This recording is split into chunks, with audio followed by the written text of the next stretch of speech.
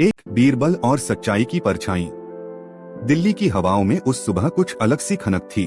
बादशाह अकबर अपने महल के राजसी बाग में टहलते हुए अपनी सोचों में डूबे थे। दरबार के एक कोने में कुछ दरबारी फुसफुसा रहे थे। एक अजनबी आया था जिसके बारे में कहा जा रहा था कि उसकी परछाई सूरज के विपरीत दिशा में जाती है। यह बात अकबर तक पहुंची तो उन्होंने तुरंत आदेश दिया कि उस अजनबी को दरबार में लाया जाए। कुछ ही देर में वह व्यक्ति महल के विशाल स्तंभों के बीच खड़ा था। लंबा कद, शांति का साया चेहरे पर और आंखों में कुछ ऐसा जो समय को चुनौती दे सकता था। जैसे ही सूरज की किरणें उसके पैरों के पास पहुंची, उसकी परछाई उल्टी दिशा में जाने लगी और दरबार में सन्नाटा छा गया। अकबर ने अपनी सिंहासन की पीठ पर झुकते हुए कहा, तुम कौन हो? उस व्यक्ति ने कहा, मैं वो हूँ जो समय को छू चुका है और लौटकर आया है, यह देखने की क्या इंसान ने बुद्धि को अपनाया या केवल शक्ति का प्रदर्शन किया। अकबर चौंके। यह साधारण मामला नहीं लग रहा था। उन्होंने तत्काल बीरबल को बुलवाया। बीरबल जब महल में पहुंचे तो उन्होंने नजरें उस व्यक्ति पर टिका दी। वह बोले नहीं, बस मुस्कुराए। परछाई को देखा, दिशा को परखा और धीरे धीरे महल से बाहर निकल पड़े बिना कुछ कहे। अगले 7 दिन बीरबल राज्य के कोने कोने में घूमते रहे। उन्होंने साधुओं, वैद्यों, मौसम के ज्ञाताओं और विज्ञान से जुड़े विद्वानों से बातचीत की। एक बार एक प्राचीन पुस्तक मिली जिसमें लिखा था कि पृथ्वी के कुछ कोनों पर गुरुत्वाकर्षण का प्रभाव इतना विचित्र होता है कि चीजें आम नियमों का पालन नहीं करती, परछाई भी नहीं। बीरबल ने उस व्यक्ति के साथ मिलने का आग्रह किया और उसे उस गुफा में ले गया जहां वर्षों पहले एक ऋषि ने भविष्य देखना सीख लिया था। वहां एक रहस्यमय द्वार था जिस पर लिखा था, सत्य की जो दिशा है वही परछाई की दिशा बनती है। अजनबी द्वार के सामने रुका। बीरबल ने पूछा, क्या तुम अपने सत्य से डरते हो? उस व्यक्ति ने जवाब दिया, मैं सत्य हूँ, बस तुम्हारे काल में बेमेल। गुफा के अंदर 3 कमरे थे। पहले कमरे में एक नृत्यरत परछाई थी जो बीरबल से कहती, मुझे पकड़ो। दूसरे कमरे में समय उल्टा बहता था, धूप पीछे की ओर जाती, पानी ऊपर उठता। तीसरे कमरे में बीरबल को अपना ही प्रतिबिंब मिला, लेकिन उसकी सोच अलग थी। इन सब अनुभवों ने बीरबल को एक बात सिखाई, समय, परछाई और सत्य तीनों एक ही धागे से बने हैं, लेकिन देखे अलग अलग चश्मे से जाते हैं। वापस महल में बीरबल ने अकबर से कहा, यह व्यक्ति ना तो जादूगर है, ना ही धोखेबाज, यह एक परीक्षक है हमारे सोचने की क्षमता का। अकबर ने मुस्कुराते हुए उस व्यक्ति को अपने राजचिंतन मंडल में शामिल कर लिया। मुगल दरबार एक बार फिर सज चुका था। बादशाह अकबर ने उस रहस्यमयी व्यक्ति को दरबार में आमंत्रित किया था, जो अब दरबार का मानव रहस्य विशेषज्ञ कहा जाने लगा था। बीरबल अपनी शालीन मुस्कान के साथ सिंहासन के पास खड़े थे। उनकी आंखों में उत्सुकता थी, जैसे किसी नई गुत्थी को खोलने की तैयारी हो। एक सुबह वह व्यक्ति अचानक गायब हो गया। अकबर ने चिंता प्रकट की, बीरबल, ऐसा लगता है जैसे समय ने उसे निगल लिया हो। बीरबल ने जवाब दिया, शायद उसने हमें परख लिया और अब हमसे अगला सवाल पूछना चाहता है। उसी दिन एक चिट्ठी दरबार में पहुंची, ना कोई मोहर, ना कोई दस्तखत, सिर्फ एक वाक्य लिखा था, जिन्हें आप सच्चे मानते हैं उनकी परछाई देखी है क्या? अकबर ने बीरबल से कहा, इस पहेली का उत्तर हमें चाहिए और उसके लिए तुम्हें अपने चिरपरिचित रास्ते अपनाने होंगे। बीरबल चल पड़े बिना किसी लश्कर के, बस अपनी बुद्धि और विश्वास के साथ। उन्होंने सबसे पहले दरबार के भरोसेमंद मंत्रियों की परछाइयों को ताका। किसी की परछाई लंबी थी, किसी की थोड़ी टेढ़ी, लेकिन एक मंत्री ऐसा था जिसकी परछाई बहुत कमजोर थी, धुंधली, जैसे अस्तित्व से डरती हो। बीरबल ने उस मंत्री का पीछा किया। उसे एक गुप्त कमरे में जाते देखा जहां वो किसी अजनबी से मुलाकात करता था। वो अजनबी वही रहस्यमय व्यक्ति था। बीरबल ने पर्दा हटाया और कहा, इसका मतलब आप वापस आ गए हैं, लेकिन इस बार परछाइयों के जरिए सच्चाई उजागर करने आए हैं। वह व्यक्ति मुस्कुराया और बोला, हर शासन में कुछ सच्चाइयाँ छुपी होती हैं, उन्हें बाहर लाना ही मेरा उद्देश्य है। बीरबल ने दरबार में वापसी की और सच्चाई को बिना बोले उजागर किया। उन्होंने उस मंत्री को ऐसी स्थिति में रखा जहां उसकी परछाई ठीक से दिखे और सारे दरबारी उसकी डरती हुई परछाई को देखकर हैरान रह गए। अकबर ने चुपचाप सब समझ लिया। वह बोले, परछाई केवल रोशनी की चाल नहीं बताती, बल्कि उस आत्मा की दशा भी दिखाती जो उसके पीछे है। रहस्यमयी व्यक्ति फिर दरबार में आया। इस बार उसने एक आखिरी चिट्ठी दी, आपका राज्य सच्चाई से चलाया जा सकता है अगर आप सच्चाइयों को देखकर डरे नहीं, बल्कि उन्हें अपनाएं। उसके बाद वह कभी दिखाई नहीं दिया। बीरबल ने अपनी डायरी में लिखा, वह कौन था ये कोई नहीं जानता। लेकिन उसने हमें सिखाया कि सच्चाई चाहे कितनी भी चुप रहे, एक दिन परछाई बनकर सामने आती ही है। 2 बीरबल और 7 दरवाजों का रहस्य। सर्दियों की एक स्याह रात थी और आगरा के राजमहल में हर तरफ खामोशी पसरी थी। अकबर ने उस रात दरबार नहीं लगाया, केवल बीरबल को अपने निजी कमरे में बुलाया। उनके हाथ में एक पुराना पत्र था। मुड़े कुचड़े कागज पर सिर्फ एक लाइन लिखी थी, जहाँ 7 दरवाजे हों, वहाँ कोई एक कभी खुलता नहीं जब तक कोई उसके पीछे ना रोता हो। बीरबल ने पत्र को ध्यान से पढ़ा और कहा, यह कोई पहेली नहीं लगती, ये किसी अदृश्य खतरे का इशारा है। अकबर ने बताया कि राजमहल के पश्चिमी हिस्से में एक पुरानी कोठरी है, जिसे वर्षों से बंद रखा गया है। कहा जाता है कि वहाँ 7 दरवाजे हैं और उनमें से एक दरवाजा कभी खुला नहीं। जो भी उसे खोलने गया या तो लापता हो गया या कुछ महीनों में बीमार पड़कर मर गया। बीरबल ने जांच की सहमति दी। अगले दिन वो अकेले उस कोठरी की ओर बढ़े। रोशनी के लिए केवल एक दीपक और साथ में उनकी बुद्धि। कोठरी के भीतर एक लंबा गलियारा था और उस गलियारे में 7 लोहे के दरवाजे, सभी एक समान, लेकिन उनकी कुंडियां अलग अलग धातुओं की बनी थीं। बीरबल ने एक एक दरवाजे के पास जाकर उनकी धड़कन सी आहट सुनी। छठे दरवाजे के पास पहुंचते ही दीपक एक बार झपका, जैसे कोई साया उस पर लहराया हो। बीरबल रुके। अचानक छठे दरवाजे पर खरोंच की आवाज आई। कोई अंदर से बाहर आने की कोशिश कर रहा था। उन्होंने धीरे से कुंडी को छुआ और तभी एक तेज चीख सुनाई दी, पर वहाँ कोई नहीं था। बीरबल ने कदम पीछे खींचे, लेकिन एक पुरानी किताब फर्श पर गिर पड़ी। किताब का नाम था आंखों से अदृश्य, आत्माओं से अभिभूत। उन्होंने किताब उठाई और पढ़ना शुरू किया। उसमें लिखा था, जो सच्चाई ढूंढता है वह केवल दरवाजा नहीं खोलता, वह उस सच को भी उजागर करता है जो दूसरों ने दफना दिया है। 7 दरवाजों में से एक अपराध का गवाह है, जिसे इतिहास ने भुला दिया है। अब बीरबल समझ गए कि ये केवल एक रहस्य नहीं, बल्कि किसी पुराने अन्याय की परछाई है। वो वापस अकबर के पास पहुंचे और कहा, जहां पनाह, लगता है कि हमारे महल की दीवारों में कोई ऐसा सच कैद है जो किसी के रोने से ही बाहर आएगा।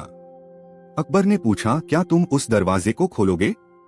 बीरबल बोले, अभी नहीं, पहले मुझे पता लगाना होगा कौन है वो जिसकी आत्मा अब भी रो रही है।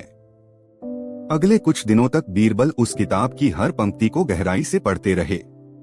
उसमें दर्ज थे उन लोगों के नाम जो कभी 7 दरवाजों के भीतर गए थे और लौटकर आए तो उनकी जिंदगी वैसी नहीं रही। किसी की आवाज चली गई, किसी की याददाश्त, और किसी ने बोलना ही छोड़ दिया। बीरबल ने उन लोगों से मिलने की कोशिश की।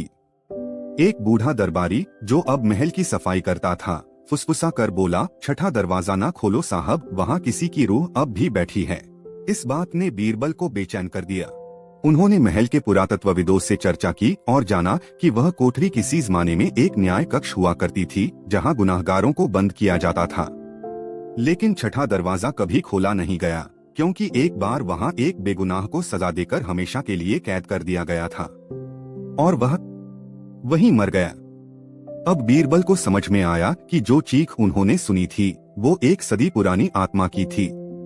उस रात बीरबल अकेले गए उस कोठरी में, इस बार दीपक के साथ नहीं, बल्कि एक मोमबत्ती, एक सफेद वस्त्र और एक लाल गुलाब लेकर। उन्होंने छठे दरवाजे के सामने गुलाब रखा और कहा, अगर तू बेगुनाह है तो खुद को मुक्त कर, मैं गवाह बनूंगा। अचानक दरवाजे की कुंडी जोर से कांपी और दरवाजा अपने आप खुल गया, पर उसके पीछे कोई नहीं था। हवा ठहर गई, दीवारें सिसक उठीं और एक धीमा स्वर गूंजा, धन्यवाद, मुझे अब सुकून मिला। अगले दिन बीरबल ने अकबर से कहा, जहां पनाह, कभी कभी अन्याय महलों की ईंटों में छुपा होता है और जब वो बोलता है तो सिर्फ बुद्धि नहीं, संवेदनशीलता चाहिए।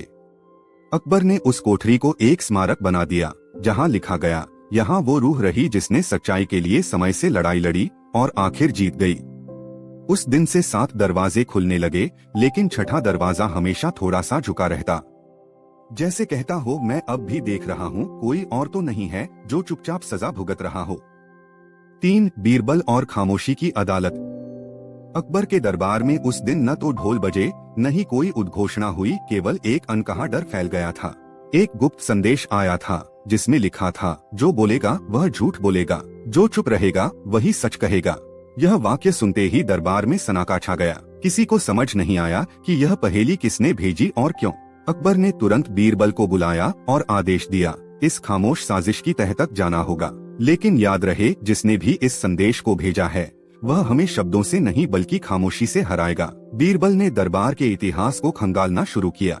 कुछ पुरानी घटनाओं से पता चला कि दरबार में पहले भी ऐसे संदेश आए थे, लेकिन हर बार किसी दरबारी का पर्दाफाश हुआ था जो राजा के खिलाफ चुपचाप षड्यंत्र रच रहा था। इस बार मामला और गूढ़ था। 3 दरबारी जिनका व्यवहार हाल ही में बदला था, एक बार बार बोलता था, दूसरा बहुत ज्यादा चुप रहता था और तीसरा सिर्फ वो बोलता था जो बाकी लोग सुनना चाहते थे। बीरबल ने एक अनोखा तरीका अपनाया। उन्होंने तीनों को एक गुप्त अदालत में पेश किया।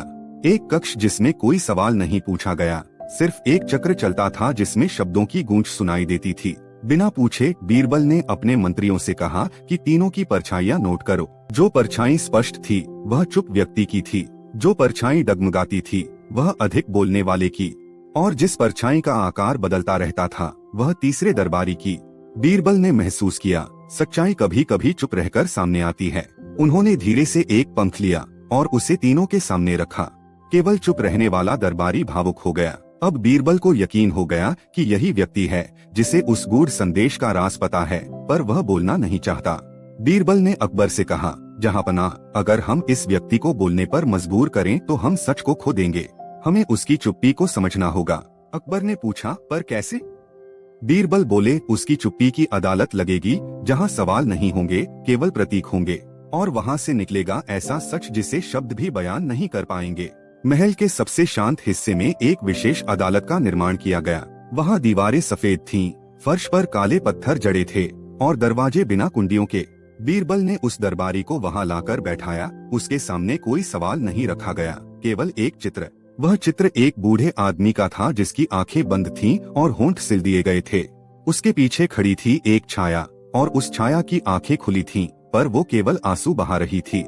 बीरबल ने उस दरबारी से कुछ नहीं कहा। उन्होंने चित्र को उसके सामने रखा और फिर एक पंख को धीरे से हवा में उड़ा दिया। वह पंख चित्र पर आ गिरा, ठीक उस जगह जहां आंसू दिखाए गए थे। दरबारी का चेहरा पीला पड़ गया। अचानक उसकी आंखों से आंसू गिरने लगे और उसने सिर झुका लिया। बीरबल समझ गए, यही था वो संकेत जिसकी उन्हें तलाश थी। बीरबल बोले, तुम्हारे पास शब्द नहीं हैं, लेकिन तुम्हारे आंसू वो बातें बोल रहे हैं जो तुम छुपाना चाहते थे। दरबारी ने कांपते हाथों से एक कपड़ा निकाला। उसमें लिपटा था एक पुराना दस्तावेज। अकबर के नाम लिखा गया था, पर भेजा कभी नहीं गया। दस्तावेज में एक गंभीर आरोप था कि एक राज परिवार के सदस्य ने कभी एक निर्दोष को फंसाया था और चुपचाप साक्ष्य मिटा दिए गए थे। बीरबल ने दस्तावेज को पढ़ा और अकबर को दिखाया। अकबर स्तब्ध रह गए। उन्होंने तुरंत उस पुराने मामले की फिर से जांच करवाई और पाया गया कि वाकई एक दोष मुक्त व्यक्ति को सजा दी गई थी। अकबर ने कहा, सच को पाने के लिए चिल्लाना जरूरी नहीं, कभी कभी खामोशी भी गरजती है। उस दरबारी को इनाम नहीं दिया गया, लेकिन उसे वो सम्मान दिया गया जो सिर्फ साहस को मिलता है। अदालत को बाद में विवेक सभा का नाम दिया गया, जहाँ कभी कोई चिल्लाता नहीं, लेकिन हर दर्द को सुना जाता है। बीरबल ने अपने मन में लिखा, जब शब्द धोखा दे जाएं, तब खामोशी न्याय दिला सकती है। 4 बीरबल और बदलते चेहरे की साजिश। एक दिन दरबार में एक ऐसा दरबारी आया जिसे कोई पहचान नहीं पा रहा था। चेहरा जाना पहचाना लगता था, लेकिन नाम बिल्कुल अनजाना। उसने कहा, मैं वही हूँ जो 5 साल पहले यहाँ से गायब हुआ था, मगर अब मैं बदल चुका हूँ। अकबर हैरान हुए, क्योंकि 5 साल पहले एक मंत्री अचानक गुम हो गया था और उसकी तलाश में बहुत से राजकीय प्रयास किए गए थे, लेकिन कोई नतीजा नहीं मिला। इस नए व्यक्ति ने खुद को वही बताया। बीरबल ने उसकी चाल, उसकी आवाज, उसके व्यवहार सब बारीकी से देखे और एक बात उन्हें तुरंत खटक गई। उसकी मुस्कान वही थी, लेकिन आंखों में कुछ था जो जानी पहचानी नहीं लगी। वह दरबारी बोला, मैं आपके राज में लौट आया हूँ, बस एक पद की गुजारिश है, मुझे वही जिम्मेदारी दो जो पहले थी। अकबर असमंजस में पड़ गए। बीरबल ने धीरे से कहा, जहांपनाह, चेहरे बदले जा सकते हैं, पर आत्मा की आहट नहीं। मुझे इसकी जड़ तक जाना होगा। अगली रात बीरबल उस व्यक्ति के पीछे गए और देखा कि वह महल से बाहर एक सुनसान बस्ती में जा रहा है। वहाँ एक पुरानी हवेली के अंदर बीरबल ने कुछ विचित्र दृश्य देखा। दीवारों पर मास्क लगे हुए थे और हर मास्क किसी दरबारी के चेहरे की हूबहू नकल करता था। बीरबल ने महसूस किया, यह कोई साधारण इंसान नहीं, बल्कि एक नकाब का खिलाड़ी है।